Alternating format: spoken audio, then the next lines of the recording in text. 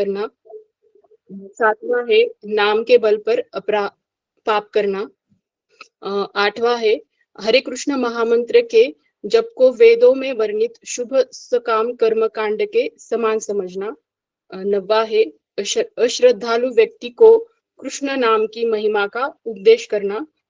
10वां है हरे कृष्ण महामंत्र के जप में पूर्ण विश्वास न होना और इसकी इतनी अगाध महिमा सुनने पर भी विषयासक्ति बनाए रखना। ध्यानपूर्वक जप न करना ये भी एक अपराध है।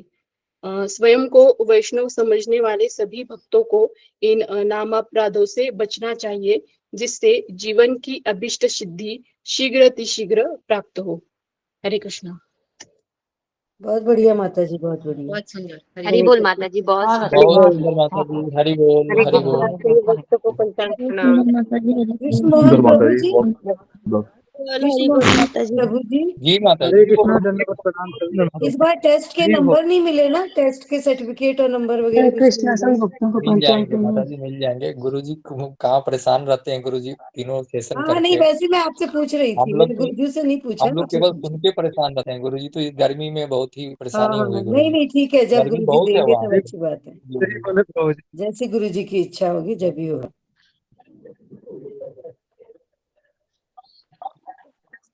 हरे कृष्ण सभी भक्तों को पंचायत में। हरे कृष्ण। सभी दंडवत प्रणाम।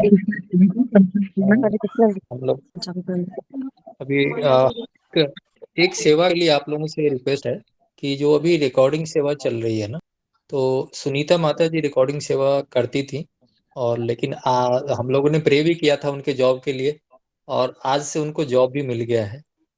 तो ये सेवा जो है अभी अब इस सेवा के लिए आज पोस्ट जो है वैकेंट हो गया है।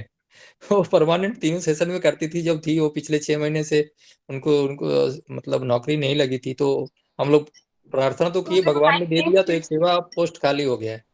तो इसके लिए हम मतलब वॉलंटियर की जरूरत है, क्योंकि इसमें लैपटॉप इन्वॉल्व है। लैपटॉप से ही हम इस सेवा को कर सकते हैं। क्योंकि रिकॉर्डिंग के लिए क्या है। धन्यवाद प्रणाम जी प्रभु जी। प्रभु जी। मेरा लैपटॉप थोड़ा सा डिस्टर्ब मतलब फंक्शनल नहीं है, उसको मैं थोड़ा 2-4 दिन लगेगा उसको फंक्शनल होने में, तो थोड़ा तब तक जी मैंने राधिका माता जी से बात किया था। तो हम लोग सोच रहे थे कि जो ऐसे जैसे 4 सत्र में रिकॉर्डिंग होती है, एक जपा सत्र में, एक मंगला आरती में होती है, तीसरी 9 बजे से होती है, और चौथी अभी होती है, और 5वीं संडे को भी होती है। संडे को जो बच्चों के लिए जो कथा वाला जो चल रहा है, तो ये 5 सत्र की रिकॉर्डिंग है। तो अकेले सुनीता माता जी सब कुछ संभालती थी, तो इसीलिए अभी हमें वॉलंटियर चाहिए, क्योंकि वो जॉब करेंगी तो उनके लिए पॉसिबल नहीं हो रहा है। तो मॉर्निंग में मैंने किया था, तो अगर ऐसे है लोग कि मैं पूरा नहीं होगा, मैं पार्ट कर सकता हूँ, क्योंकि हर एक सत्र में मेरा नहीं होगा। जैसे मॉर्निंग सब जपा सत्र हो जाएगा मेरे से, मॉर्निंग 9 बजे का सत्र भी हो जाएगा। शाम के सत्र में कभी कभी हो सकता है, कभी कभी नहीं हो सकता, मतलब थोड़ा सा नहीं इसमें देखिए, कहने का मतलब अपने आप को स्ट्रेस नहीं करना है, एक ही वक्त को स्ट्रेस नहीं करना है। अभी इसमें अभी लिख के आ रहा है, शायद सुनीता माता जी कर लेंगी, तो हम एक बार डिस्कस कर लेंगे जिसमें आप कंफर्टेबल फील कर रहे हैं।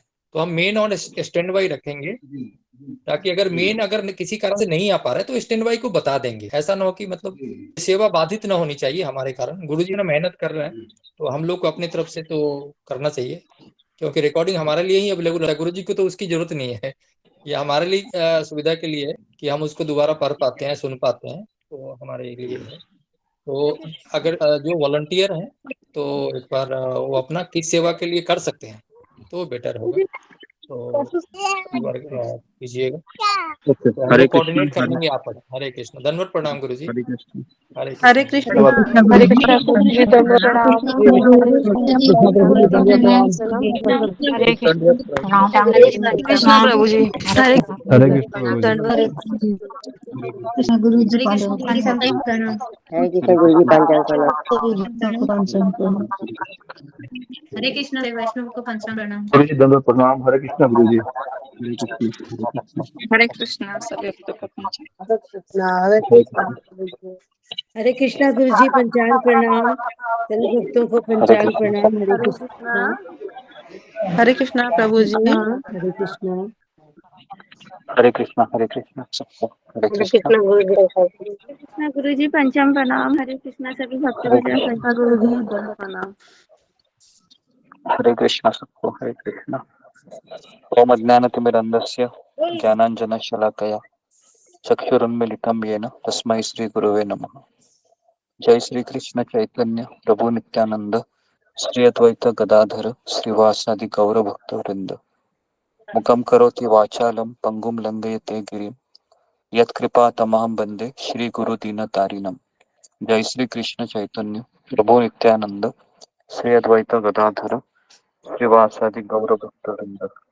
हरे कृष्णा कृष्णा कृष्णा हरे हरे हरे राम राम राम हरे हरे। ओके, हरे कृष्णा। सबका स्वागत है सत्र में। हरे कृष्णा गुरु जी। हरे कृष्णा गुरु जी दंड प्रणाम। हरे कृष्णा। दंड तो प्रणाम गुरुजी, दंड प्रणाम। तो आज किसका टर्न था? हरे कृष्ण आज गुरु जी। प्रणाम गुरु जी। गुरुजी गुरुशाली माता जी का टर्न है। और गुरुजी गुरु जी 1 मिनट अगर आप आज्ञा दें तो। आपके आने के पूर्व हम लोग डिस्कस कर रहे थे कि जो रिकॉर्डिंग सेवा के लिए गुरुजी, जो रिकॉर्डिंग होती है, क्योंकि आपको पता ही है, आप सुमिता माता जी का आज से टीसीएस में जॉब लग गया, ज्वाइन कर लिया आज। जी जी जी, तो मॉर्निंग सत्र में मैंने रिकॉर्डिंग का देखा था। तो बाकी जो 5 सत्र में रिकॉर्डिंग होती है, अगर संडे वाले को हम इंक्लूड करें तो हमने जिन भक्त के पास लैपटॉप है तो उनसे मैं रिक्वेस्ट किया था कि अगर वो देंगे तो हम लोग मेन और स्टैंड बाई करके कोऑर्डिनेट कर लेंगे, ताकि एक भक्त के अगर जहाँ भी वो माता जी नहीं अवेलेबल रहेंगी तो उनको हम लोग एज ए बैकअप रहेंगे उनके लिए। या बाकी जिस सत्र में जैसे 9 बजे वो नहीं रह पाएंगी और तो हम लोग उनके बैकअप में रहेंगे, उनको उसको करेंगे। ठीक तो है। आपके आने के पूर्व हम लोग ये डिस्कस कर रहे थे। जी जी। तो वो देखते हैं, मुझे लगता है ज्यादा कुछ नहीं है उसमें, केवल बटन ऑन करना है ना, कोई पहाड़ उठाने जैसा है नहीं। नहीं, लैपटॉप मेन चालू। लैपटॉप वाली बात हो जाती है ना गुरुजी। तो मोबाइल से हो जाए तब तो अब सभी लोग वॉलंटियर है, वहीं कर देंगे। मेन लैपटॉप वाली। जी जी मैं परसों से कर लेती हूँ, फ्राइडे से। नहीं, लेकिन ये जिम्मेदारी की सेवा है ना बहुत, उसमें ये होना चाहिए कि अभी आप फिलहाल है कि आपके पिताजी के हेल्थ में आप लगी हुई है, तो बेटर है कि, है ना, कभी भी अकस्मात आ सकता है। तो मुझे ऐसा व्यक्ति चाहिए जो फ्री है ना, जो टाइम पे अवेलेबल हो सकता है। प्रणाम। ओके, तो वो फ्री होना बहुत जरूरी है। और जी, तो हम लोग इमोशनल तो जी जी तो हम लोग कोऑर्डिनेट कर लेंगे गुरुजी। जो अभी सुजीत प्रभु जी ने बोला है कि मॉर्निंग में हाँ, जो आप जपा उनसे सत्र फोन वगैरह में से वो कंफर्टेबल है। बात करके, है ना, जी कोऑर्डिनेट जी, हम कीजिए लोग वो। बात जी तो करके हम लोग इसको कर लेंगे आपस में। तो जस्ट आपकी इन्फॉर्मेशन के लिए गुरु, जस्ट हाँ हाँ हाँ, ठीक है। ओके, कोई बात नहीं। और ओके, मैंने गुरु जी नवनीत प्रभु जी के लिए मैंने आपको व्हाट्सअप किया था, आप देखे होंगे। जी जी जी। तो मैं, हाँ, तो जी, तो मैं उसको पढ़ा है, तो जी। ओके, तो अभी अगर आप हम आगे बोलेंगे तो बढ़ते भक्तों से मैं शेयर कर सकता हूँ, अगर आप बहुत बताएंगे, आज्ञा देंगे तो। पर हैं किनके बारे में? आप इतने काइंड हैं जो हाँ भक्तों के विषय में आप इतना ख्याल रखते हैं कि मतलब जी आपने जी जी कैसे नोटिस किया कि इतने दिन से वो नहीं आ रहे हैं, तो आपने उनके लिए आपको इतनी चिंता है, तो इसलिए।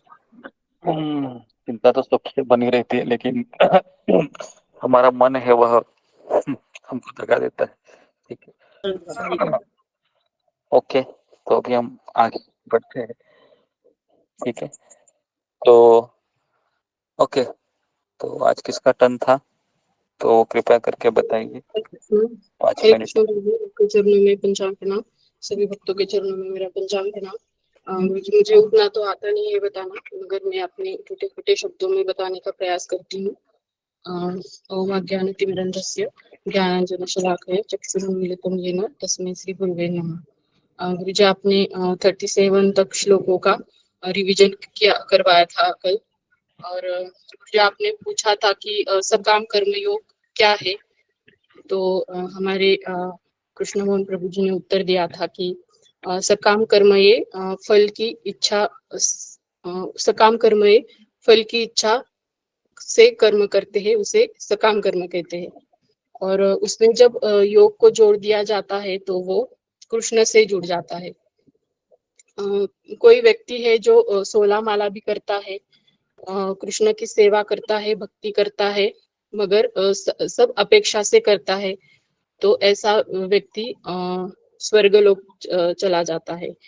और आपने बताया था कि जो व्यक्ति है देवी देवताओं की पूजा करता है, ऐसा व्यक्ति का सकाम, उसे सकाम कर्मी कहते हैं। तो ऐसा व्यक्ति भी जिस देवता की वह पूजा करता है उस देवलोक वो चला जाता है, उसे कर्मकांडी कहते हैं गुरु जी। और आपने बताया था कि तो भगवान यहाँ निष्काम कर्म योग के बारे में बताते हैं। 38 से लेके 53 में भगवान अर्जुन को युद्ध न करने का, अर्जुन का वो तीसरा कारण जो होता है पाप का भय, उसका उत्तर देते हैं।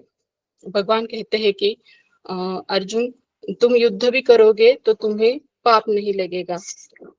हे अर्जुन, तुम सुख दुख, लाभ हानि, सर्दी गर्मी, मान अपमान में अपने कर्तव्य को निभाओगे तो बिना अपेक्षा के तो तुम्हें पाप नहीं लगेगा। गुरुजी, आपने उदाहरण दिया था एक छोटे बच्चे और माँ का, जो माँ अपने बच्चे को 10 रुपए देती है और कहती है कि 1 रुपए का तुम अपने लिए खर्च करो और 10 रुपए का सामान लाओ। तो हमें बचपन से यही सिखाया जाता है कि कोई भी बिना अपेक्षा के काम नहीं करना। तो गुरुजी, आपने बाद में 39 श्लोक में भगवान यहाँ बुद्धि योग का ज्ञान देते हैं, ये बताया था। भगवान कहते हैं कि तुम भक्ति करोगे तुम पाप नहीं, तो तुम्हें पाप नहीं लगेगा। इस मार्ग में अगर थोड़ी भी प्रगति करता है तो वो महान भय से मुक्त हो जाता है। उसे वापस 84 लक्ष योनि में जाने की जरूरत नहीं होती। इस योग में कोई नुकसान नहीं है। आपने बताया था कि अगर कोई बुद्धिमान व्यक्ति साइंटिस्ट बनता है, किसी ऊंचे पोस्ट पे भी जाता है, मगर वो भक्ति में नहीं है, तो अगला उसका जन्म पशु योनि में होता है। और अगर किसी भक्त की पूरी भक्ति नहीं होती तो उसका अगला जन्म किसी भक्त के परिवार में उसे मिलता है। और आपने आगे बताया था, यहाँ अर्जुन पूछते हैं कि कौन लोग है इस भक्ति मार्ग में नहीं आना चाहते। तो आपने बताया था कि कृष्ण यहाँ कहते हैं कि एकाग्र बुद्धि नहीं होती और जीवन का कोई देह नहीं होता, ऐसे व्यक्ति इस मार्ग पर नहीं आते। और आपने यहाँ उदाहरण दिया था कि द्रोणाचार्य अपने शिष्यों की जब परीक्षा लेते हैं, वो पेड़ का और पंछी को बाण मारने का वो उदाहरण आपने यहाँ हमें बताया था। फिर अर्जुन यहाँ पूछते हैं कि भगवान, मुझे ये भक्ति योग पालन करने से, बुद्धि योग पालन करने से क्या मिलेगा? तो भगवान कहते हैं कि पहला तुम्हें इसमें कोई पाप नहीं लगेगा, तुम जन्म मृत्यु से छूट जाओगे, तुम्हें वेदों को पढ़ने की कोई आवश्यकता नहीं है, और तुम्हारी बुद्धि है वो अचल होगी। तो फिर बाद में अर्जुन यहाँ पूछते हैं कि इसके लक्षण बताइए। तो भगवान 54 से 72 में लक्षण बताते हैं कि ऐसा व्यक्ति कैसे चलता है, कैसे बोलता है, कैसे बैठता है। तो भगवान यहाँ कहते हैं कि वो इंद्रिय तृप्ति की इच्छा नहीं करता, उसकी एक ही इच्छा होती है कि वो अपने गुरु को और कृष्ण को प्रसन्न करे। और दूसरा है कि 3 प्रकार के दुखों से वह परे चला जाता है। वो ऐसा ही सोचता है कि कृष्ण मेरे साथ जो कुछ करे वो कृष्ण की इच्छा है, चाहे मेरे जीवन में सुख आए दुख आए, वो कृष्ण जैसा करना चाहते हैं वैसा करे। तो फिर आपने यहाँ राम का उदाहरण भी दिया था हमें। और तीसरा बताया था कि कछुए की तरह अपनी वो इंद्रियों को समेट लेता है। और आपने बताया था यहाँ कृष्ण कहते हैं कि अर्जुन को किसी योगी का भी मन है जो किसी एक इंद्रिय में आया भले ही वो उसे नियंत्रण करना भी चाहेगा मगर वो रोक नहीं पाएगा, क्योंकि वो पराजित हो सकता है, क्योंकि हमारी इंद्रिय बहुत ही प्रबल है। आपने यहाँ हमें अजामिल का उदाहरण दिया था। फिर आपने दूसरे अध्याय में कहा था कि कृष्ण यहाँ कहते हैं कि पतन कैसे होता है, कि उसके 8 चीजें आपने बताई थी। पहला तो हमारे मन में गलत विचार आते हैं, उस विचारों का चिंतन होता है, चिंतन करने से आसक्ति आती है, फिर उससे काम की उत्पत्ति होती है, काम पूरा नहीं होता तो क्रोध आता है, क्रोध आने से मोह आता है और बुद्धि का विनाश होता है। फिर अच्छे और बुरे की पहचान नहीं होती और पतन हो जाता है। फिर आपने हमें यहाँ गौरांग प्रभु जी का उदाहरण दिया था। एरवड़ा जेल में वो गए थे, उस वहां के व्यक्ति का आपने उदाहरण दिया था। और फिर बाद में भगवान यहाँ आखिरी प्रश्न का उत्तर देते हैं, वह कैसे चलता है। गुरुजी आपने कहा था कि जिस तरह से समुद्र में अनेक नदियां समुद्र में मिलती है, मगर समुद्र कभी अपनी सीमा को नहीं लांघता, उसी प्रकार ऐसा व्यक्ति बहुत ही स्थिर रहता है। वो आंखों से कई चीजें देखता है, कानों से कई चीजें सुनता है, मगर वो कभी विचलित नहीं होता, क्योंकि उसने अपने गुरु का आश्रय लिया होता है। हरे कृष्णा गुरुजी, मैंने इतना ही लिखा है। देखो भूल हो गई हो तो मुझे समाप्त कीजिए। हरि हरि बोल बोल। माता जी, बहुत सुंदर। बहुत सुंदर बहुत सुंदर बताया हरि आपने। बोल। हरि बहुत सुंदर। बहुत जी बहुत अच्छा। बैग नहीं है, धन्यवाद। बैग में दूसरा होगा। बोला माता हरि बोल। सभी भक्तों के आशीर्वाद से और गुरु जी के कृपा से कुछ मैं थोड़ा बहुत बोल पाती हूँ। मुझे पता है कि हमारे क्लास में बहुत सारी माता जी है, वो बहुत अच्छा बोलती है। कल ही हमारी मीना कुमारी माता जी ने बहुत अच्छा प्रेजेंट किया था, उतना तो मुझे आता नहीं है। हरे कृष्ण। बहुत सुंदर माता जी, हरी बोल हरी बोल। आगे बढ़ते हैं। बहुत अच्छी। तो आज हम सीखेंगे कि किस तरह से भगवत गीता के दूसरे अध्याय को हमको याद रखना है। पहले अध्याय के बारे में हमने एक शॉर्ट फॉर्म बनाया था पहले अध्याय के लिए, DOUB और T, है ना। तो मुझे बताएगा पहले अध्याय का DOUBT का फुल फॉर्म क्या है, किस तरीके से ये हम याद रख सकते हैं। फिंगर को रेज कीजिए जी।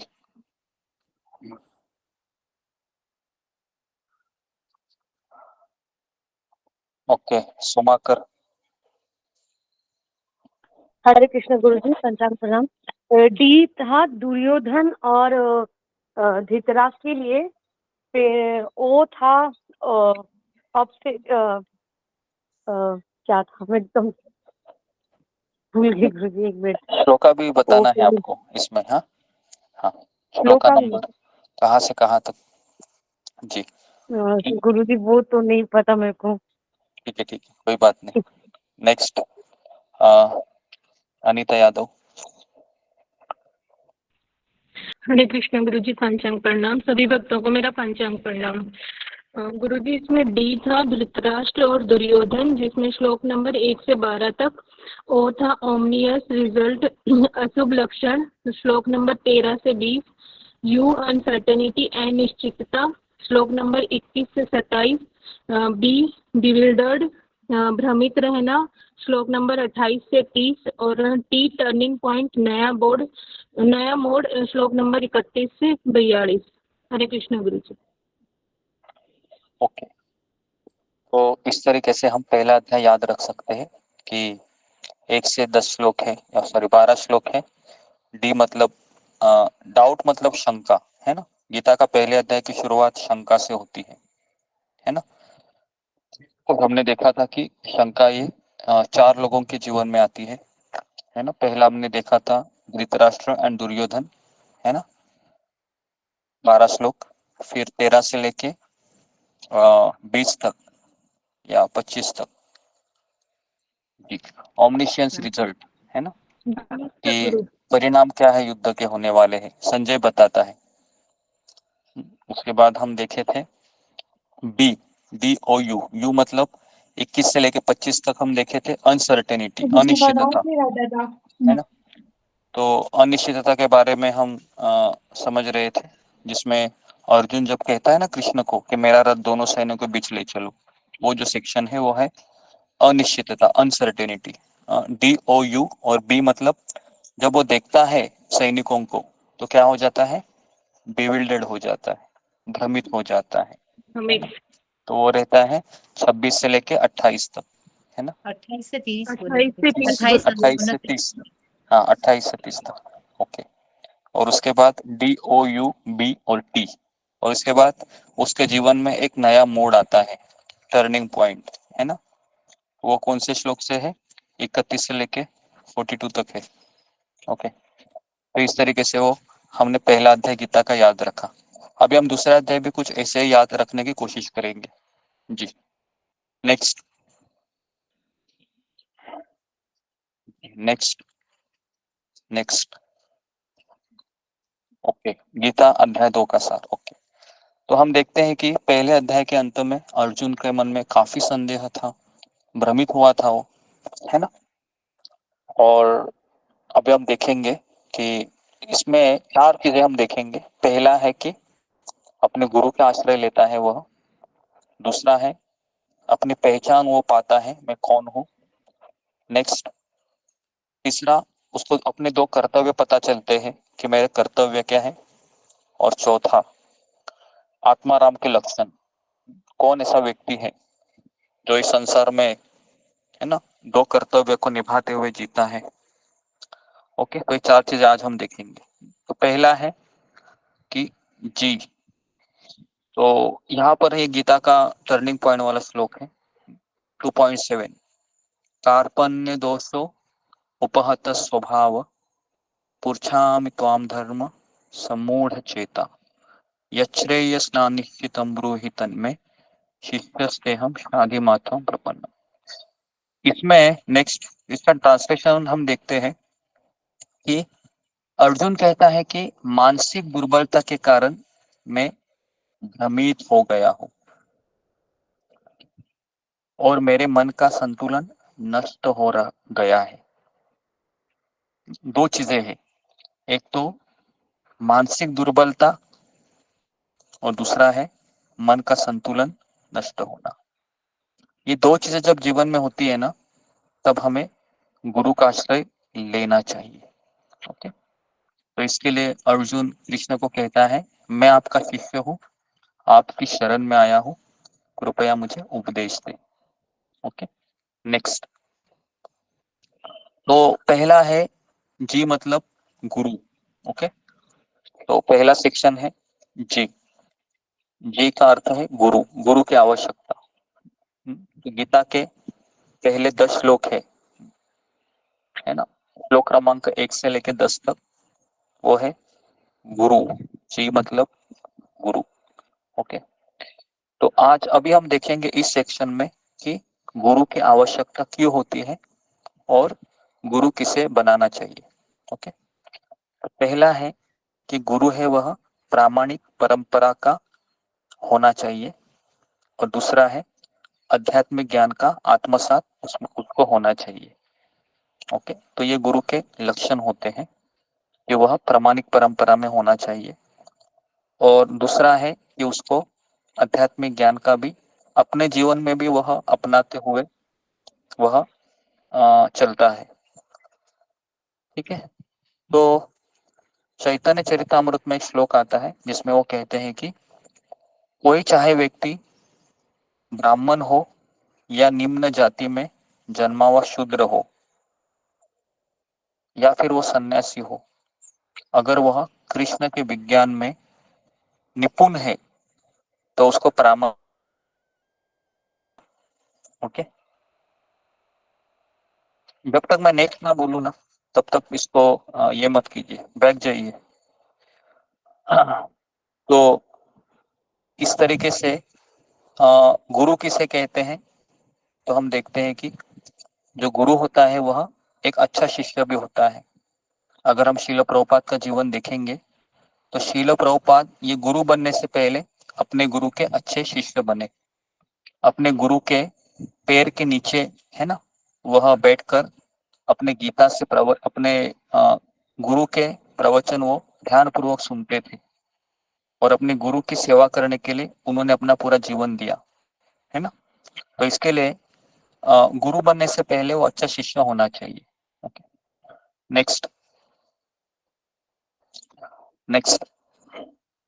ओके, तो गुरु की आवश्यकता क्यों होती है, तो यहाँ पर एक लिखा है, एक योग्य शिक्षक के मार्गदर्शन की आवश्यकता क्यों पड़ती है, क्योंकि यहाँ पर आप बोर्ड में देख रहे हो तो कई ऐसे ऐसे मैथमेटिक्स है ना, ट्रिगोनोमेट्री कहते हैं उसको, है ना, EO is equal to MC square.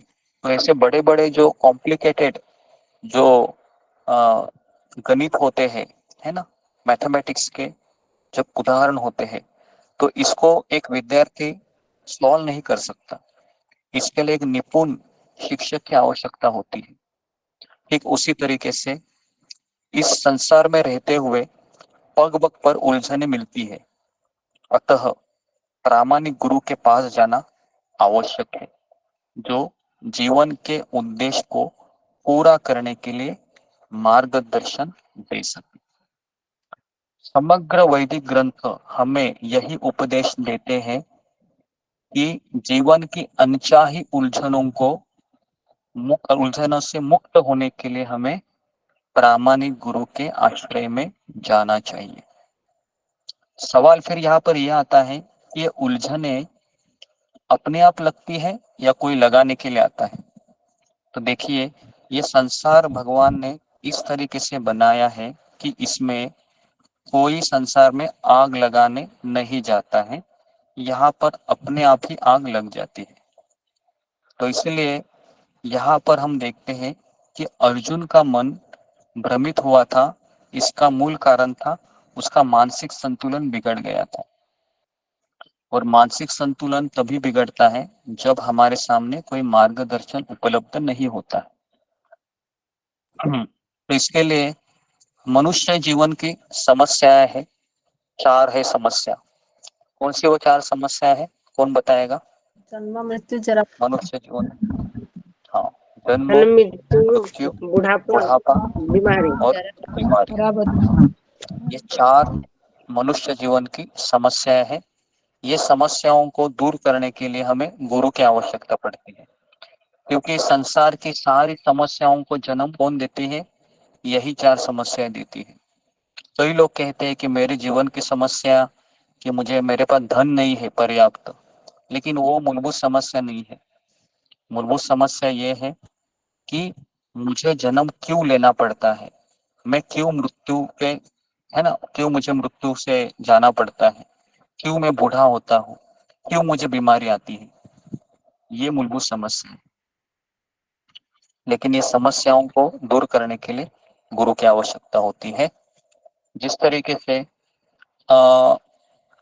उलझनों को भगवान कृष्ण जैसे आध्यात्मिक गुरु की सहायता आवश्यक होती है ना। शैक्षणिक ज्ञान मतलब मान लो मैं PhD किया हूँ, या मैं CA हूँ, चार्टेड अकाउंटेंट हूँ, या फिर मैंने फलाना फलाना कोई बड़ा डिग्री क्यों नहीं प्राप्त किया हो, या मैं विद्वत्ता हूँ, उच्च पद है, या मैं कोई सरकारी नौकरी में बहुत बड़े पोस्ट पे हूँ, ये सारी जीवन की समस्याओं को हल करने में व्यर्थ है। यदि कोई इसमें सहायता कर सकता है तो वह है एकमात्र गुरु। अतः निष्कर्ष यह निकलता है कि गुरु जो 100% कृष्ण भावना भावित है, वही एकमात्र प्रामाणिक गुरु है। ओके, तो इस तरीके से गुरु की आवश्यकता हमको जीवन में पड़ती है, क्योंकि संसार में अगर हमको हमारे बच्चों को भी अगर स्कूल में भेजना है, तो वहां पर भी एक शिक्षक होता है।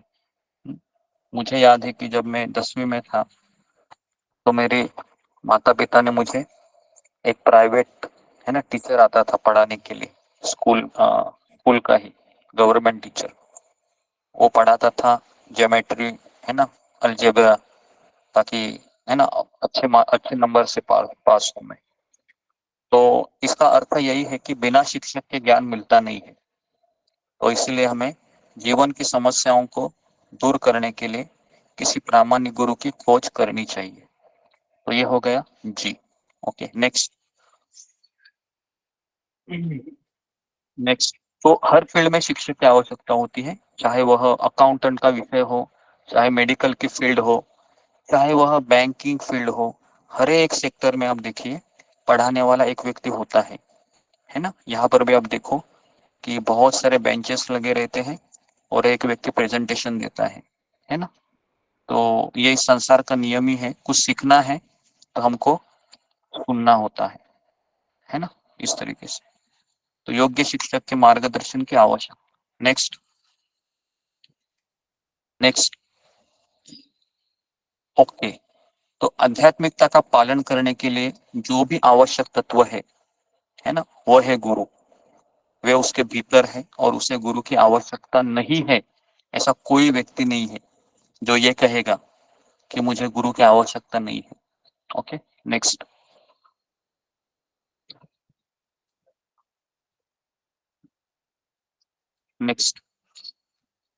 ओके, तो यहाँ पर एक बहुत बड़ी स्टेटमेंट है, खुद को अपना गुरु बनाने वाला व्यक्ति है ना। कोई कोई लोग रहते हैं वो खुद को ही अपना गुरु मानते हैं। खुद को अपना गुरु बनाने वाला व्यक्ति एक मूर्ख को अपना शिष्य बना लेता है। इसका अर्थ क्या है? कौन बताएगा इसका अर्थ क्या है? जी, फिंगर को रेज कीजिए जरा। खुद को अपना गुरु बनाने वाला व्यक्ति एक मूर्ख को अपना शिष्य बनाता है। हाँ जी, हाँ, भरत भूषण पटेल।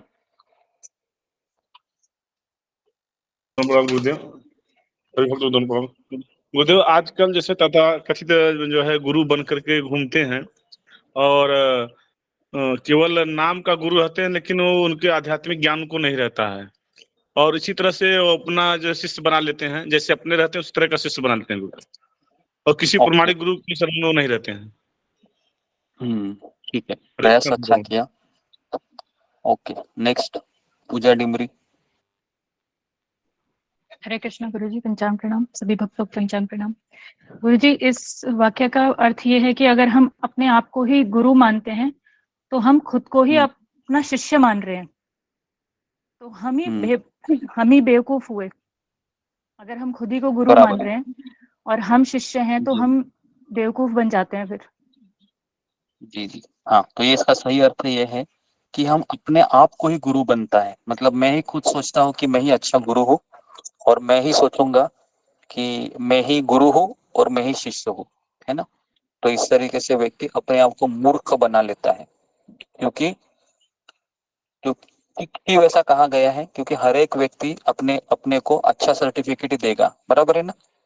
हाँ, कभी अपने बारे में अगर हम दूसरों को बताते तो कभी बुरा बोलते हैं क्या कि मैं ऐसा हूँ, मैं वैसा हूँ? कभी नहीं बोलते। हम बोलते हैं कि मैं कितना अच्छा हूँ, है ना। और अभी आप देखिए कि गुरु को अपनाने के बाद भी ना कई शिष्य है ना, यही गलती करते हैं। क्या गलती करते हैं? वो अपने को ही गुरु बनाते हैं। वो सोचते हैं कि है ना, मैं ही अपने को मार्गदर्शन दूंगा, मुझे गुरु मैंने किया है, लेकिन ये गुरु को क्यों मैं तंग करूं, ऐसा वो सोचते हैं, है ना। मैं क्यों गुरु को तंग करूं, मैं खुद ही गुरु बन जाता हूँ अभी, और इस तरीके से वह मूर्ख बन जाता है। ओके, तो ये बहुत बड़ा टर्निंग पॉइंट है जो हम अक्सर गलती करते हैं। नेक्स्ट।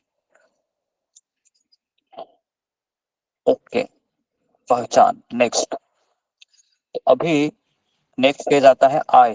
ओके, ये दूसरे अध्याय का पूरा फुल फॉर्म है गीता, GITA।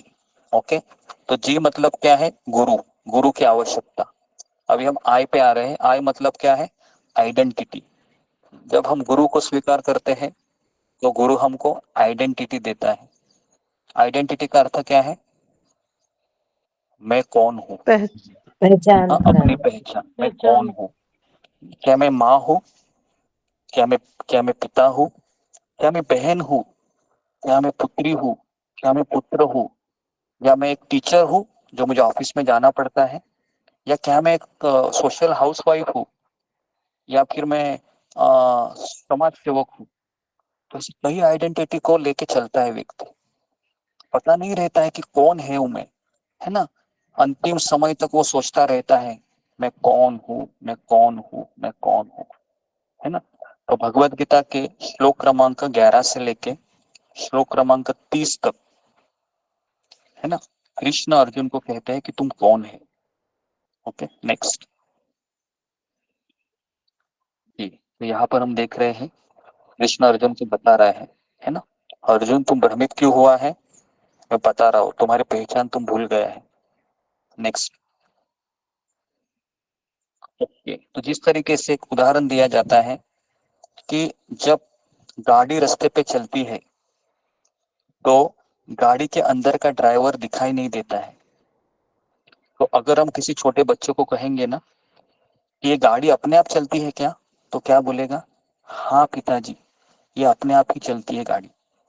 लेकिन पिताजी को पता होता है गाड़ी के अंदर कौन बैठा रहा है, गाड़ी के अंदर एक ड्राइवर बैठा है और ड्राइवर गाड़ी को चला रहा है ना। तो उस तरीके से एक पागल व्यक्ति ही कहता है कि ये शरीर अपने आप ही चल रहा है, इस शरीर में कोई नहीं है जो चला रहा है। और ये हमने उदाहरण से भी देख लिया है ना, जो मैंने उदाहरण दिया था याद है आपको, जो हस्बैंड वाइफ होते हैं, अचानक, है ना, पति है वो अटैक आके मर जाता है ना, और फिर वो पत्नी भी कहती है कि मैं इनके साथ नहीं रह सकती, हालांकि वो उसी का पति है, 35 साल वो उसके साथ ही रही है, दोनों ने एक साथ खाना खाया है ना, और बहुत सारा अपने जीवन के सुख दुख बांट कर वो दोनों एक साथ रहे हैं, लेकिन एक रात भी वो रहना पसंद नहीं करती है। क्यों? क्योंकि वह आत्मा के साथ रह रही थी, अभी आत्मा नहीं है, चला गया है। तो ये हमारी पहचान है। ठीक है, नेक्स्ट। तो जिस तरह से यहाँ पर तोता है आपको दिख रहा है और पिंजड़ा है, तो एक लेडीज ने एक पिंजड़ा लेके आई थी और पिंजड़े के अंदर तोता था, और रोज क्या करती थी, उस तोते को कुछ नहीं की, लेकिन उस पिंजरे को रोज वो साफ सफाई करती थी, है ना, रोज उसको चमकाती थी वो, है ना, ब्रश मारती थी और क्या क्या नहीं करती थी। और ऐसा उसने 20 दिन किया।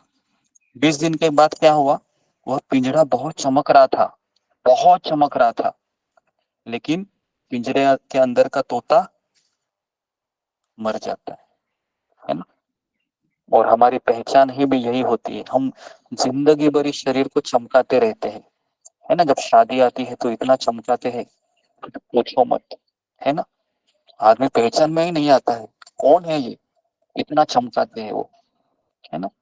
लेकिन, है ना, उसको चमकाने के बाद हम एक चीज को भूल रहे हैं, हमारे अंदर जो तोता बैठा है ना, उसको कभी खाना नहीं खिलाए हम, कभी उसको प्रसाद नहीं दिए, कभी उसने माला नहीं की, है ना।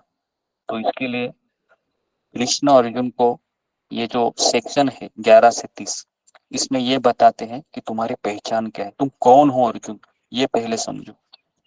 नेक्स्ट। नेक्स्ट। ओके, तो इस तरीके से, है ना, हमको जो मिलियन डॉलर क्वेश्चन है हमारे जीवन में वो ये है कि हम शरीर नहीं, हम आत्मा है। कई चीज हम भूल जाते हैं, कई लोगों को हम भक्ति में आने के बाद भी हम पूछते हैं कि पहला रोल हम हमारा क्या होना चाहिए, तो कई भक्त कहते हैं कि हमारी जिम्मेदारियां हमको निभानी चाहिए, है ना, जिम्मेदारियां निभानी चाहिए, लेकिन सबसे बड़ी जिम्मेदारी है, हमने हमको जो गुरु को वचन दिया है कि मैंने 16 माला का जप मुझे करना है ना, ये मेरा पहला प्रायोरिटी, है ना। तो इसलिए ये मेरी पहली पहचान है कि मैं आत्मा हूँ, कृष्ण मेरे स्वामी है, और ये गुरु है, ये कृष्ण ने मुझे जीवन में गाइड करने के लिए भेजा है। नेक्स्ट। नेक्स्ट। तो ये जीवन है सफर की तरह होता है ना। तो जब हम इस सफर पे निकलते हैं भगवान को छोड़कर, तो कई यात्री हमें मिलते हैं और कई यात्रियों के साथ हम सफर करते करते बिछुड़ भी जाते हैं, वापस मिलते भी हैं। तो ये संसार भगवान ने ऐसे ही बनाया है। तो इसके लिए कई बार हमारी पहचान को भूल जाते हैं। जब आदमी घर में रहता है अपनी पत्नी के साथ, पति के साथ, बच्चों के साथ, तो अक्सर वो भूल जाता है कि मुझे एक दिन यहाँ से जाना है। रोज के रूटीन में वो इतना व्यस्त हो जाता है, इतना व्यस्त हो जाता है कि पता ही नहीं चलता है कि जीवन के मेरे 25 साल कैसे निकल गए और कैसे मेरे शरीर पे झुर्रियाँ आई और कैसा मेरा शरीर अभी बीमारियों का घर बना है। ये समझ में नहीं आ रहा है ना, क्योंकि रूटीन में चला जाता है ना वो। चलो सुबह उठ गया, क्या करना है, टिफिन बनाना है, उसके बाद अरे जॉब पे जाना है, शाम को आने के बाद अरे वापस बचा हुआ काम में लग जाता है वो। पूरा दिन इसी में उसका जाता है, कई महीने कई साल चले जाते हैं, पता ही नहीं चलता है क्यों मैं यहाँ पर आया हूँ। Next. Next. Okay next. Okay, तो इस तरीके से जैसा जैसे जैसे अभी मैंने कहा कि घर में कई लोग होते हैं, लेकिन हम भूल जाते हैं कि हम कौन हैं और हम शरीर की सुविधाओं को ही महत्व देते हैं। जब तक हम आत्मा के रूप में अपनी सच्ची पहचान को नहीं पहचानेंगे, तब तक हम ऐसे ही घूमते रहेंगे, है ना, अलग अलग योनियों में, अलग अलग शरीर लेंगे, वापस वही चीज चलता रहेगा। वापस हम जन्म लेंगे, वापस शादी करेंगे, वापस पढ़ाई करेंगे, है ना, वापस बच्चों को जन्म देंगे, वापस ये चलता रहेगा जिंदगी भर। बूढ़ा होगा, मर जाएगा, वापस वही चीज रिपीट होगी, है ना। तो इसके लिए ये बहुत जरूरी है कि पहला जी है गुरु। गुरु जीवन में आने के बाद ये सब परिवर्तन होते हैं, क्योंकि गुरु पहला क्या बोलता है, पहचान, तुम कौन हो, तुम कृष्ण के अंश हो, है ना, आइडेंटिटी। नेक्स्ट। ओके, पुनर्जन्म का चक्र ये चलता रहता है ना। शंकराचार्य कहते हैं पुनरपि जननम पुनरपि मरणम पुनरपि जननी जठरे शयनम हे संसारे भव दुखारे कृपया पाहे पारे मुरारे। तो शंकराचार्य कहते हैं कि वापस जन्म लेना है, वापस मरना है। हाँ, वापस जन्म लेना है, वापस मरना है। तो इस तरीके से ये चलता ही रहेगा, है ना। लेकिन उसको स्टॉप तभी करते हैं जब हम हमारे जीवन में गुरु को अपनाते हैं। लेकिन गुरु को अपनाने के बाद भी आसान नहीं होता है मार्ग, क्योंकि फिर हमारे मन को समझाना पड़ता है बार बार। Okay next. Next. Next. Next. Next. Okay, तो इस तरीके से एक व्यक्ति है ना बूढ़ा हो जाता है, अपने परिवार का बोझा उठाते उठाते, और कई बार व्यक्ति परेशान होता है तो एक ही चीज का आश्रय लेता है, वो क्या है, नशा, है ना, दारू।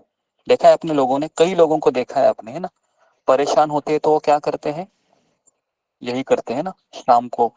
बराबर है, हम जब मुंबई में रहते थे ना, तो कई शाम जैसे होती थी ना, बियर बार के दुकानों पे इतनी भीड़ रहती थी, पूछो मत, है ना।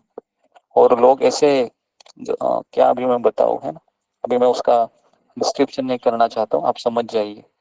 लोग है वह, है ना, उसी को ज्यादा प्राधान्य देते। क्यों? क्योंकि एक गुड लेने से टेंशन कम हो जाता है ना। लेकिन टेंशन कम नहीं होता है, अगले दिन और बढ़ता है ना, थोड़े समय के लिए वो पोस्टपोन होता है। तो इसके लिए, है ना, ऐसे व्यक्ति की हमको दया आनी चाहिए। लेकिन प्रॉब्लम ये है, इस संसार में ना 99% लोग दुखी है, सबको पता है, सबको पता है मैं दुखी हूँ। इस संसार में कोई व्यक्ति नहीं जो सुखी है, लेकिन उनको ये पता ही नहीं है मैं दुखी होने के बाद मुझे क्या करना है। उन दुखी में से केवल वही व्यक्ति भक्ति में आता है जिसके ऊपर भक्त की नजर पड़ जाती है। समझ में आ रहा है? हाँ, ऐसे 100 लोग दुखी होंगे, है ना, लेकिन 100 के 100 लोग नहीं आएंगे। कोई भक्त जब बोलता है ना, भाई गीता ले लो, गीता ले लो, गीता ले लो, तो किसी की नजर पड़ जाती है भक्त की, है ना। फिर वो कहते हैं भाई आ जाओ यहाँ पर, यहाँ पर सारे समस्याओं का हल है, कुछ नहीं करना है, बस माला उठाना है और मंत्र में, है ना, हमारे चैतन्य महाप्रभु प्रभुपाद जी ने दिया है, उसी को जप करते रहो, पूरा जीवन परिवर्तन हो जाएगा, है ना। तो ये हमारी पहचान गुरु से मिलने के बाद होती है। नेक्स्ट, हम वास्तव में कौन है। नेक्स्ट, मैं कौन हूं, ये भी हमने देखा। नेक्स्ट, नेक्स्ट, असली दुनिया में यह ज्ञान किस प्रकार हमारे दैनिक जीवन को प्रभावित करेगा, कैसे प्रभावित करेगा, तो हम आगे अभी देखेंगे। नेक्स्ट, ओके, तो तीसरा है टी। Okay, GITA। टी का स्टैंड है टू ड्यूटीज, मतलब दो कर्तव्य। इसको लिखिए आप, श्लोक क्रमांक 31 से लेके 53 तक। टू ड्यूटीज, दो कर्तव्य। तो अभी हम देखेंगे कि गुरु से मिला मैं, गुरु ने मुझे पहचान बताई कि तुम कौन हो, आत्मा हो, और कौन हो, कृष्ण का दास हो। अभी क्या करना है, तो गुरु कहता है वेट वेट वेट वेट, रुको जरा। तुम अभी आत्मा हो तो इसका ये मतलब नहीं सारे जिम्मेदारियों को छोड़ दो, है ना। अभी मैं तुमको बता रहा हूँ क्या करना है। तो अभी नेक्स्ट टू ड्यूटीज पे कृष्ण अर्जुन को बताते हैं। दो प्रमुख धर्म है हमारे। नेक्स्ट, तो पहले हम ये जानेंगे कि धर्म क्या होता है। धर्म ये होता है कि वह गुण किसी भी परिस्थिति में उससे हम अलग नहीं किया जा सकता। उसकी मतलब क्या है, जैसे शक्कर है, शक्कर का धर्म क्या है, मीठा होना, मीठा, है ना। मिर्च का धर्म क्या है, तीखा होना, तीखा, है ना। नमक का धर्म क्या है, खट्टा होना, खट्टा होना, है ना, बराबर है। तो नमकीन होना, हाँ, नमकीन होना, जो भी है साल्टी होता है। जी। तो इस तरीके से जो गुण होता है ना, अगर मैं शक्कर को, है ना, शक्कर से उसके मीठापन को अलग करूं, तो क्या उसको शक्कर हम कहेंगे, नहीं कहेंगे, है ना। नहीं। हम मिर्च के तीखापन को मैं अलग करूंगा, तो क्या हम उसको मिर्च कहेंगे, नहीं कहेंगे। उसी तरीके से जीव का स्वभाव है कि वो भगवान का सेवक है। वो जीव का धर्म ही है कि वो कृष्ण का सेवा करना है। लेकिन जब उस जीवात्मा के धर्म को, है ना, तीन गुणों के प्रभाव में आकर वो छोड़ देता है, तो वो क्या हो जाता है, खुद को स्वामी कहलाता है। तो पहला हम देखेंगे, पहला स्वधर्म है कि सांसारिक कर्तव्य एवं उत्तरदायित्व को निभाना। इसमें क्या क्या आता है, परिवार की सेवा करना, मित्र तथा समाज। ये पहला हमारा पहला मतलब एक स्वधर्म है। ओके, जिसमें हमको, है ना, जैसे अगर कोई पति है तो उसकी जिम्मेदारी होती है पत्नी का दायित्व स्वीकारे, बच्चों को एजुकेशन दे, घर का लोन भरे, किराना माला का दुकान की सामान सब लेके आए, लाइट का बिल भरे, है ना, ये सारी चीजें वो करता रहता है। तो इसको कहते हैं सांसारिक कर्तव्य, सकाम कर्म। नेक्स्ट, उसके बाद दूसरा है सनातन धर्म। सनातन धर्म मतलब जो हमारा शाश्वत धर्म है। पारिवारिक धर्म तो टेम्पररी है, और कहा जाता है कि संसार में पारिवारिक जिम्मेदारियां कभी खत्म नहीं होती है, कभी खत्म नहीं होती है। देखो आप, आपको समय निकालना पड़ता है ना। सनातन धर्म क्या है, भगवान की सेवा करना, गुरु के कहे हुए आदेश पे चलते रहना, समस्त आत्माओं के प्रति हमारा संबंध है, इसे याद रखना, यह सनातन धर्म। तो अभी हमको दो धर्म निभाने हैं। पहला है कि हमारा जो पारिवारिक, जो हमारा ये है ना, कर्तव्य है, ओके, जो हाँ दायित्व जो वर्णाश्रम के हिसाब से होता है। लेकिन यहाँ पर लिखा हुआ है कि मनुष्य जब तक मुक्त नहीं हो जाता तब तक उसको धर्म के अनुसार अपने विशेष कर्तव्य करने होते हैं, है ना। कब तक करना है ये पारिवारिक जिम्मेदारियां, जब तक में सनातन मृत्यु धर्म में नहीं मेरी होती। रुचि ना बढ़े। समझ में आ रहा है क्या। जैसे मान लो, अभी मैं उदाहरण दे रहा हूँ, अभी मैं कैसा हूँ, 50-50 में हूँ, कि मुझे 50% मेरा ध्यान अभी सनातन धर्म में है, गुरु के आज्ञा पालन में है, और मैंने 50% मेरा भी परिवार में भी मेरा मोह है, इसके लिए मुझे वो भी करना ही है ना। तो जैसा जैसा हम माला करते हैं, हम श्रवण कीर्तन करते हैं, फिर वो 50 का क्या हो जाता है, 40 हो जाता है, और वहां पर वो बढ़ते जाता है। आध्यात्मिक जो कार्य है वो 50 के 60 हो जाएगा, परिवार का 40% होगा। और तरक्की करोगे, फिर 50 का 70 हो जाएगा, 60 का 70, 70 का 80, 80 90, और वहां पर कम कम कम कम होता जाएगा। और इस तरह से पूरा जीवन आपका सनातन धर्ममय हो जाएगा। लेकिन इसको समय लगता है, ये इतने जल्दी नहीं होता है ना। इसको समय लगता है, इसके लिए हमको मार्गदर्शन लेते रहना है।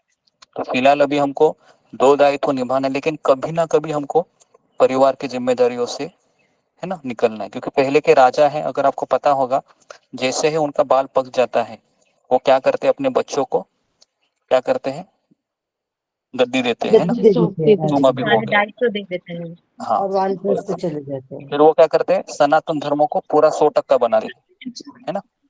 तो इसलिए ऐसा भी नहीं है कि मरते दम तक ये सब करना ही है। एक समय आता है, इसके लिए शास्त्र में बताया है कि 50 साल हो गए, आपके बच्चों का शादी हुआ, अभी आप 100% सनातन धर्म करो। लेकिन क्या होता है, बूढ़े होने के बाद एक इच्छा बहुत स्ट्रांग हो जाती है, कौन सी, मेरे पोतों को अभी मुझे खिलाना है, मेरे पोतों को मुझे गार्डन में लेके जाना है, मेरे पोतों का मैंने अभी तक मुंह नहीं देखा है। ये इच्छा स्ट्रांग होती रहती है ना। तो इसके लिए है ना, कोई भी बूढ़ा व्यक्ति आप बोलो है ना, उसको बोलो कि क्या आपकी इच्छा खत्म हुई, वो बोलेगी नहीं ना, अभी मेरा पोता है ना 10वीं का एग्जाम देने वाला है ना, मैं देख रहा हूँ कि कितने मार्क्स उसको मिलेंगे। तो इस तरीके से ना उसका कभी खत्म ही नहीं होता है वो, है ना। तो इसके लिए उसको गुरु की आवश्यकता पड़ती है, कहाँ पर बंद करे, कहाँ पर स्टॉप करे, है ना। ओके, तो इस तरीके से ये दोनों सनातन। Next next next next next. Okay, तो अगर कोई व्यक्ति अभी दृढ़ संकल्प से, उत्साह से अगर अपने स्वधर्मों को निभाता है, तो उसको क्या मिलता है, तो वह आत्माराम बन जाता है। तो आखिरी ए है हमारा, ए स्टैंड फॉर आत्माराम। श्लोक क्रमांक 54 से लेके श्लोक क्रमांक 72 तक, है ना। तो गीता के ये पूरे 72 श्लोक हमने अभी, ये ए मतलब Atmaram, Gita GITA, G stand for Guru, I stand for identity, T stand for two duties, and A stand for Atmaram. गुरु जी कितने श्लोक है इसमें, कहाँ से कहाँ तक है? लिखा हुआ है उसमें 54 से लेके 72 तक। नेक्स्ट। ओके, तो आत्माराम कौन है? आत्माराम का अर्थ पता है क्या है? जो आत्मा में ही रमन करता है। समझ में आ रहा है? जो आत्मा में ही रमन करता है ना, उसको कोई बाहर की चीज सताती नहीं है ना। और ना उसको कोई बाहर का व्यक्ति अगर कुछ 2-4 बातें सुनाए तो वो एजिटेट नहीं होता है ना। तो आत्मा में रमन करता है वो, बेसिकली खुश रहता है वो, है ना, निश्चिंत हो जाता है, चिंता नहीं करता है। इस संसार में हर एक व्यक्ति है, भूतकाल का शोक करता है और भविष्य की चिंता करता है। हाँ, इसी में उसका जिंदगी चला जाता है ना। भूतकाल में सोचता है मेरे साथ क्या हुआ, मेरे साथ क्या हुआ, मेरे साथ क्या हुआ, और भविष्य में सोचता है मेरे कैसा होगा, मेरा कैसा होगा, मेरा कैसा होगा। इसमें उसका पूरा जिंदगी चला जाता है। Okay, next. हाँ, आत्माराम। तो अभी भगवान अर्जुन को कहेंगे, अर्जुन सुनो, अभी इस तरीके से मैंने तुमको पहचान भी बताई, तुम्हारे 2 कर्तव्य भी बताए, ये सब तुम मेरे आदेश के अनुसार चलोगे तो तुम आत्माराम बनोगे। नेक्स्ट। हाँ, तो बेसिकली सुख, नेक्स्ट दुख, है ना। नेक्स्ट लाभ, फायदा, नेक्स्ट हानि, नुकसान, है ना। हमारे जीवन में चलता रहता है सुख दुख, है ना। जैसे आपको याद होगा, जब आपकी शादी हुई रहती है आप बहुत सुखी रहते हैं, या जब आप 10वीं को है ना 10वीं को मार्क्स आए रहते हैं ना मोर देन 90%, तो आप बहुत सुखी रहते हैं। या जब आपका पहला इंटरव्यू का 2 दिन देखिए, आप इंटरव्यू क्लियर हो जाते हैं और आपको बुलाया जाता है ना, अगले दिन आप आ जाइए, कैसा लगता है आपको? बहुत अच्छा लगता है ना। ऐसा लगता है कि है ना मैंने, है ना पूरी दुनिया को मैंने मुट्ठी में, है ना कर लो दुनिया मुट्ठी में, है ना सुना है आपने? ऐसा लगता है कि पूरी दुनिया को मुट्ठी में किया, है ना। लेकिन जैसे ही शादी होती है ना 2-4 महीने के बाद ही रियलिटी समझ में आती है। और उसके बाद जैसे हम नया जॉब शुरू करते हैं, 2-4 महीने में हम वापस दुखी हो जाते हैं, है ना। और जब हम 10वीं में अच्छे मार्क्स भी मिटाते हैं, लेकिन बाद में 11th और 12th स्टैंडर्ड में हमको संघर्ष करना पड़ता है और वही जिंदगी शुरू हो जाती है। सुख दुख, फायदा नुकसान, ये द्वंद्व है। नेक्स्ट, किसी का माइक चालू है? पापा जी बताया, पापा जी बात हुई एडमिट कब थे तो मुझे पता नहीं। हाँ मैं बोली माइक बंद कीजिए। मैं तो बोली भी नहीं अभी मैं बोली ये बीमार था तो मम्मी से। ओके, तो बेसिकली ये जो है कि सम्मान, कभी कभी लोग बहुत स्तुति करेंगे हमारी, है ना, सम्मान देंगे। हाँ, जैसे हमने देखा है कि शादी में सब चीजें ज्यादा होती है। शादी में जो दूल्हा होता है ना, उसके माता पिता को बहुत सम्मान मिलता है ना। आपने देखा है, उसको बहुत सम्मान मिलता है ना। माँ एकदम इतनी सजती है कि पूछो मत, पिताजी भी बहुत सजते हैं उस दिन। नेक्स्ट, अपमान, है ना, किसी ने आपको भला बुरा कहा, जॉब में कुछ आता नहीं तेरे को, किसने तेरे को पढ़ाया, मुझे लगता है कि झूठा सर्टिफिकेट लेके आया तुम यहाँ पर, ऐसा भी बोलते हैं। पता है, अगर हमने कोई गलती किया ना तो ऐसा बोलते हैं, तुम झूठा मार्कशीट लेके आया है, तेरे को कुछ आता नहीं है, जाओ यहाँ से। अपमान, है ना। कभी कभी पत्नी भी पति का इतना बड़ा अपमान करती है, पति भी पत्नी का अपमान चलते रहता है ना। तो क्या करे इसमें? नेक्स्ट नेक्स्ट नेक्स्ट नेक्स्ट, तो इसके लिए आत्माराम का एक श्लोक है इसमें। नेक्स्ट, तो जब हम शिल प्रभुपाद जैसे गुरु है ना, जब इस तरीके से प्रामाणिक गुरु से मिलते हैं, तो ये खुद आत्माराम थे ना। उम्र की 70 साल में भी ये अमेरिका जाते हैं और वहां पर हिप्पी लोगों को हैप्पी बनाते हैं, है ना, सुखी बनाते हैं, है ना। तो ये जो श्लोक है, अपूर्यमानम अचल प्रतिष्ठा समुद्रमाप प्रविशन्ति यद्वत् तद्वत् कामायं प्रवशन्ति सर्वे स शांतिमाप्नोति न काम कामी। तो भगवान कहते हैं कि आत्माराम पता है कौन है अर्जुन? जो व्यक्ति के मन में, है ना, नदी रूपी इच्छाएं हमेशा कंटिन्यू चलती रहेगी, लेकिन जिस योगी का मन, जिस भक्त का मन समुद्र रूपी गहराई में लगा हुआ है ना, वही व्यक्ति संसार में शांति को प्राप्त कर सकता है। हाँ, ऐसा नहीं कि जो नदी रूपी इच्छाओं से विचलित होता है ना, बराबर है। कभी कभी हम विचलित हो जाते हैं। एक बार और बता दीजिए गुरु जी, समझ नहीं आया। तो बेसिकली अगर मैं बताऊं तो जिस तरह से नदियां होती है ना, वो समुद्र में प्रवेश करती रहती है हमेशा, लेकिन समुद्र कभी विचलित होते हुए देखा है आपने? कि समुद्र अचानक बाउंड्री क्रॉस करके, है ना, पूरे एक जिले को उसने छा लिया करके, ऐसा कभी सुना नहीं आपने, है ना। लेकिन आपने ये सुना है, जो नदी रहती है ना, उसमें बारिश का पानी हमेशा आता रहता है ना, बारिश के सीजन में। तो नदी क्या करती है, एजिटेट हो जाती है और नदी को बहुत बड़ा पूर आ जाता है, फिर गांव के गांव तबाह हो जाते हैं, है ना। तो समुद्र कौन है यहाँ पर? भक्त है, जिसके मन में इच्छाएं उमड़ती रहती है, लेकिन वह शांत रहता है। क्यों शांत रहता है वो? क्योंकि उसने भगवान का आश्रय लिया है ना।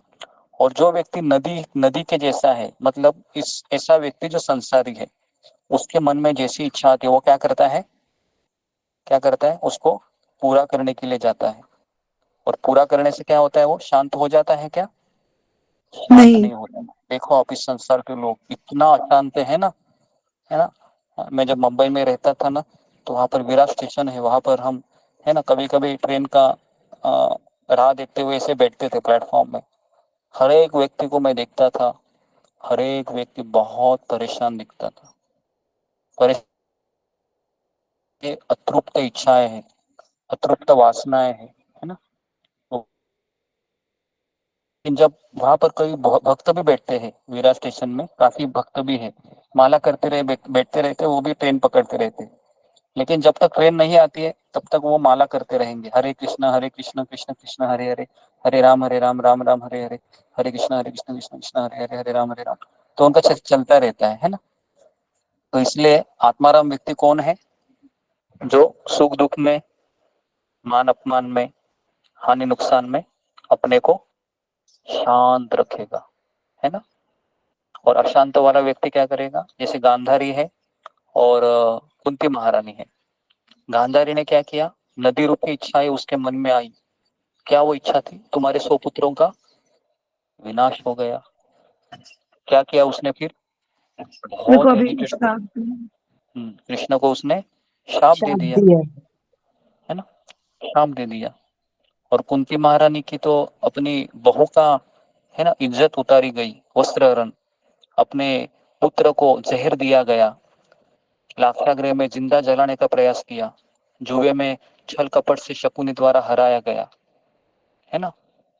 अपने पुत्र कर्ण को, है ना, कर्ण का शव उसने देखा, लेकिन उसने भगवान को कभी उसने क्या किया? भगवान से कहा कि भगवान धन्यवाद, थैंक यू वेरी मच, इतना ही बोलती थी वो हमेशा। क्यों क्यों ऐसा बोलती थी? क्योंकि वह भगवान का आश्रय ली थी, है ना। तो आश्रय लेना बहुत जरूरी, उसी को आत्माराम कहते हैं। तो ये है गीता का दूसरा अध्याय, है ना। पूरा मैंने आपको संक्षिप्त में याद रहने लायक जो चीज जरूरी है वही मैंने इसमें बताई। नेक्स्ट, जिस प्रकार समुद्र अपने भीतर निरंतर नदियों के प्रवाह को समेटते हुए भी शांत रहता है, उसी प्रकार जिस मनुष्य का मन नदियों रूपी इच्छाओं से निरंतर प्रवाह से विचलित नहीं होता है, केवल वही शांति प्राप्त कर सकता है, वह नहीं जो इन इच्छाओं को पूरा करने का प्रयास करता है। ये एक श्लोक भी हम फॉलो करेंगे ना तो हम शांति से जीवन जिएंगे। प्रॉब्लम क्या है ना, हमारे मन में जैसे इच्छा आती है ना, हम तुरंत पूरा करने के लिए जाते हैं। देखो आप, मन में इच्छा आ गई, सोचते नहीं है, तुरंत चले जाते हैं। नेक्स्ट, सच्चा जीवन तभी आरंभ होता है। नेक्स्ट, ओके, तो इसको आप जरा नोट कीजिए। जी स्टैंड फॉर, है ना, गीता, GITA। जी मतलब गुरु, verse 1 to 10। I stand for identity, पहचान, वर्स 11 to 30। टू ड्यूटीज, दो कर्तव्य, वर्स 31 to 53। आत्माराम, वर्स 54 to 72। तो इस तरीके से आप दूसरा अध्याय याद रख सकते हैं, है ना। किसी को भी दूसरा अध्याय आना चाहिए। तो ठीक है, तो इसमें किसी को डाउट है? बहुत छोटा सा ये चैप्टर है ना। चैप्टर बहुत बड़ा है, लेकिन आधे घंटे में मैंने आपको बताया, ज्यादा कुछ उसमें है नहीं। कौन अभी मुझे बताएगा कि ये, है ना, किस तरह से दूसरा अध्याय हम याद रख सकते हैं? जी, फिंगर को रेस कीजिए जरा, कैसे हम याद रख सकते हैं इसको?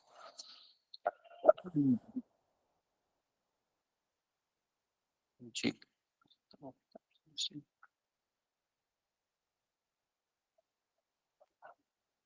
ओके, पूजा डिमरी माता जी को। जो GITA जो आपने एक्रोनिम बताया, इसके हिसाब से बताना है गुरुजी, अपने हाँ, शब्दों में बताना है? नहीं, इसी के हिसाब से बताना है, GITA के हिसाब से। तो इस अध्याय को हम याद रख सकते हैं। गीता जो GITA एक्रोनिम है, इसके आधार पे जी का मतलब गुरु, जो श्लोक 1 से लेकर 10 तक जिसमें वर्णन हुआ है कि अर्जुन किस तरह से अपने जो मित्र हैं कृष्ण भगवान, उनको अपना गुरु बनाते हैं, और गुरु बनाते ही उनके अंदर की जिस कारण से वो भ्रमित हुए थे, जो उनके अंदर शंकाएं थी, उसको दूर करते हुए वो उनको एक ज्ञान देते हैं कि तुम ये शरीर नहीं हो, ये आत्मा हो। तो प्रभुपाद जी भी इस बात का वर्णन करते हैं एक तात्पर्य में कि हम अगर मुक्त होना चाहते हैं तो उसके लिए हमें भक्ति और ज्ञान की जरूरत पड़ेगी। तो शुरुआत में ही 1 से 10 में भगवान अर्जुन को ज्ञान दे देते हैं कि तुम ये शरीर नहीं हो, तो इस शरीर से संबंधित जो भी हमारे कष्ट हैं, उन कष्टों को तुम सच्चा मत समझो।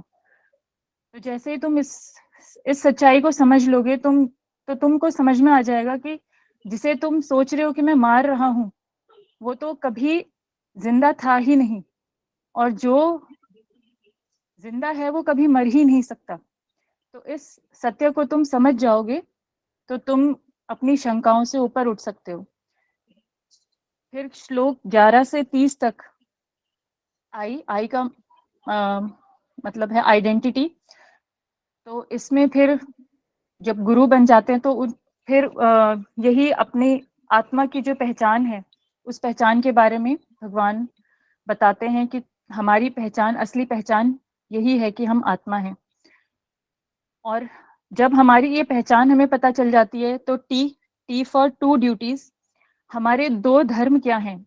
हम अगर आत्मा हैं, लेकिन अगर हम इस संसार में आए हैं, अगर हम बद्ध जीव बनकर इस संसार में आए हैं, तो सिर्फ हम अपने आप को हर समय आत्मा मानकर ही नहीं रह सकते। हमें अपने दोनों गुणों को, दोनों धर्मों का पालन साथ साथ में करना चाहिए।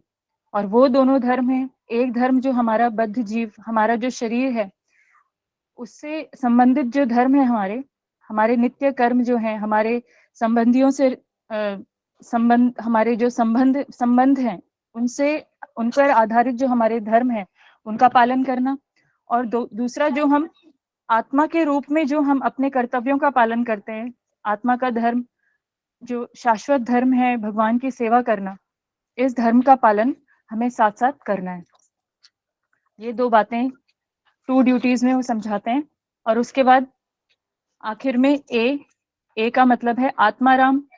तो जब हम ज्ञान और भक्ति में उतर जाते हैं, जब हमें ज्ञान भी मिल जाता है, हम भक्ति भी करना शुरू कर देते हैं, तब हमें पता चलता है कि 3 गुण जो हैं, तमोगुण जो सबसे नीचे है, उससे ऊपर रजोगुण, उससे ऊपर सतोगुण, और जब हम सतोगुण से भी ऊपर उठ जाते हैं, तब हम जब शरणागति तक पहुंच जाते हैं, असल में जब हम शरण में आ जाते हैं, तब हमें समझ में आता है कि अगर हम अपने अंदर बैठे परमात्मा की आवाज सुनेंगे, तो हमें कभी भी सुख दुख लाभ हानि, जीत और हार का कोई पश्चाताप नहीं होगा, कोई महसूस नहीं होगी कोई भी चीज।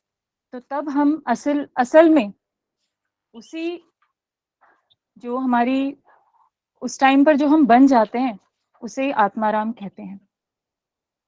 तो सारे शंकाओं का निवारण करके भगवान उसको ये बता देते हैं, अर्जुन को ये बता देते हैं कि तुम मेरी शरण में आ जाओ, तुम मेरी शरण में आ जाओ। और वो साक्षात भगवान वहां पर खड़े थे, लेकिन आज की डेट में भगवान हमारे सामने नहीं है। तो भक्ति से हम यही सीखते हैं कि भगवान नहीं है हमारे सामने, लेकिन भगवान के जो प्रतिनिधि हमारे गुरु हैं, अगर हम उनकी शरण में आ जाते हैं, तो हम कभी ना कभी आत्माराम बन सकते हैं।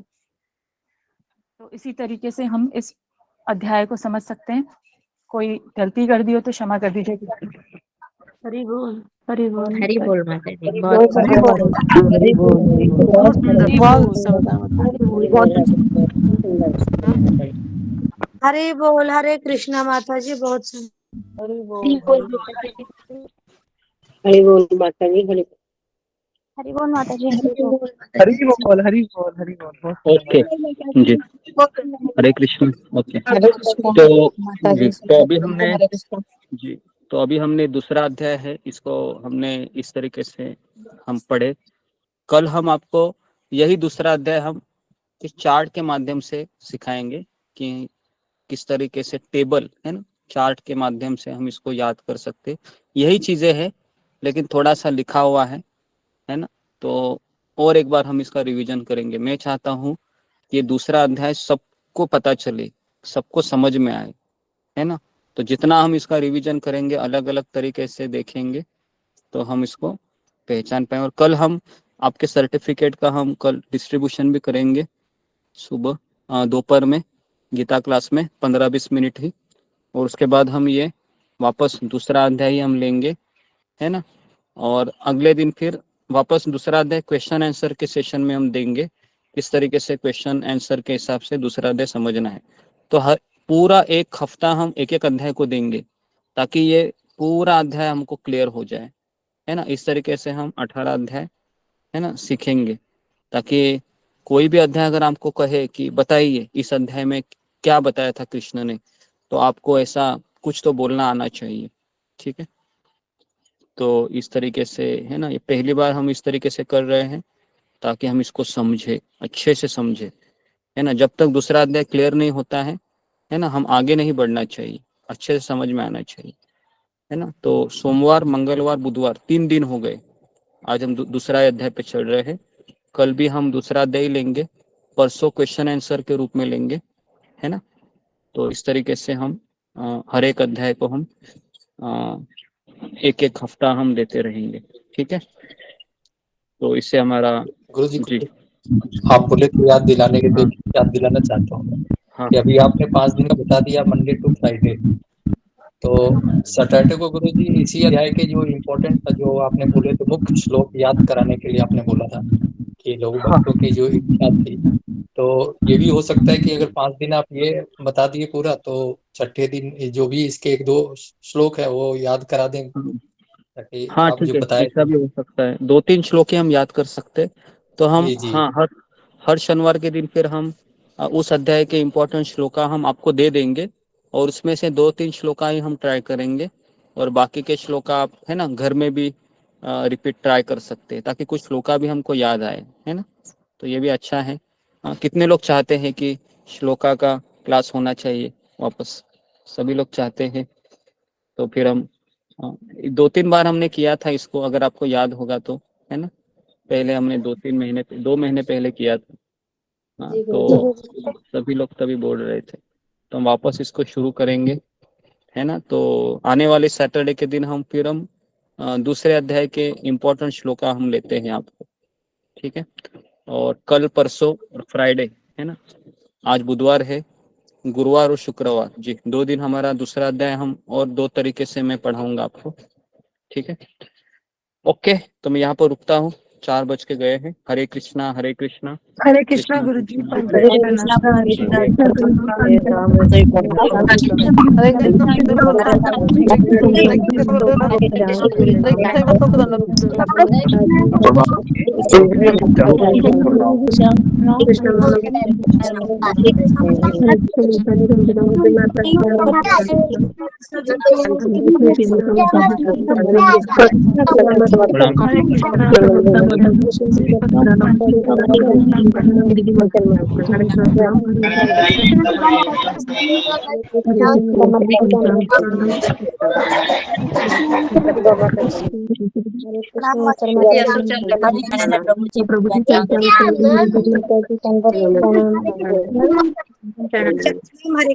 कृष्ण सुधा कृष्णाचल माता जी, पंचम शिखा माता जी, सुलोचना माता जी, हरे कृष्णा प्रियंका माता जी, प्रणाम।